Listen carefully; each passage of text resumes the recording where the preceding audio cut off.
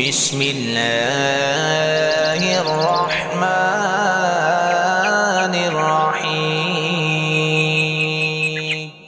अल्लाह के नाम से शुरू जो बड़ा मेहरबान निहायत रहम करने वाला।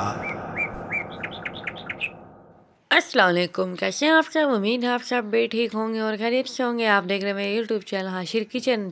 अगर आप चैनल पर नए हैं तो चैनल को सब्सक्राइब कर लें, वीडियो को लाइक शेयर कमेंट ज़रूर कीजिएगा और वीडियो को फुल वॉच कीजिएगा। तो यहाँ पर मैंने 1 कप आयल लिया है और आयल को गर्म होने के लिए रखा है। जैसे ही आयल गर्म ना भी हो तो आपने इसके अंदर डाल देना है, क्योंकि मैंने यहाँ पर ठंडे आयल के अंदर ही चिकन को शामिल किया है।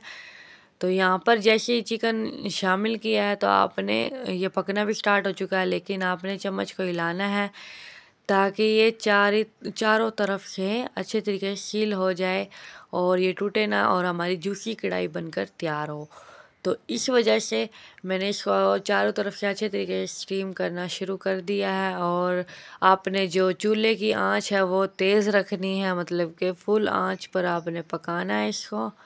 और ये देखें इसका कलर चेंज हो चुका है। जैसे ही थोड़ा गोल्डन गोल्डन सा निशान पड़ जाए इसके अंदर, मतलब कि लगने, तो आपने 3 से 4 हरी मिर्चें लेनी है और वो लंबे साइज़ में काट कर डाल देनी है। 2 से 3 चम्मच अदरक के लेने हैं और वो भी इसी के अंदर डाल देने हैं।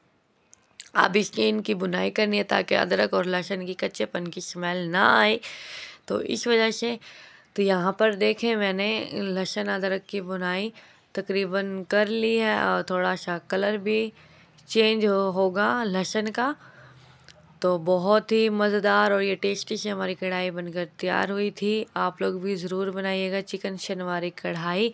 और अब इसके अंदर मैं डालने लगी हूँ टमाटर। टमाटर जो है मैंने आधा किलो के करीब लिए थे और इनको 2-2 पीसेस में कट कर लिया है। और टमाटर जो हैं आपके लाल होने चाहिए, और अगर कच्चे हुए तो थोड़े से भी तो वो इनका छिलका, मतलब कि जो इनके ऊपर स्किन होती है वो उतारने में मुश्किल होगी, इस वजह से। और अब मैंने 1 कप पानी डाल दिया और ढकना ढक दिया है। तो अब इसको थोड़ा सा पकने का इंतज़ार करते, तकरीबन 5 मिनट से 10 मिनट लगते हैं। और ये तकरीबन इनकी जो स्किन है वो भी रफ़ हो चुकी है। और ये देखें यहाँ पर ये टमाटर का छिलका कहता है मुझे टमाटर को छोड़कर नहीं आना बाहर, तो इस वजह से मैं इसके ऊपर ही चिपका रहूँगा।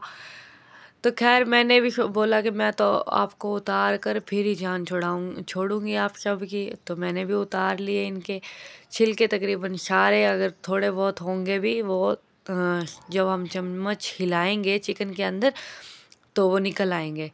तो ये देखे दरमियान अभी रह गया था तो मैंने इसको निकाल लिया है। तो अब इसको चम्मच को हिलाएं ताकि ये टमाटर अच्छे तरीके से मिक्स हो जाएं। और इसकी बुनाई करते हैं। ये जो पानी है इसके अंदर वो भी खुश्क कर लेते हैं। और हिलाते हिलाते चम्मच इसका तकरीबन पानी खुश्क हो चुका है और ऑयल भी साइडों पर आने लग गया है। तो यहाँ पर 5 मिनट के लिए ढक्कन ढक कर छोड़ दिया था इसको। और अब ये देखें बहुत ही जूसी सी कढ़ाई नज़र आने लगी, लेकिन अभी इसके अंदर कोई मसाला वगैरह शामिल नहीं किया।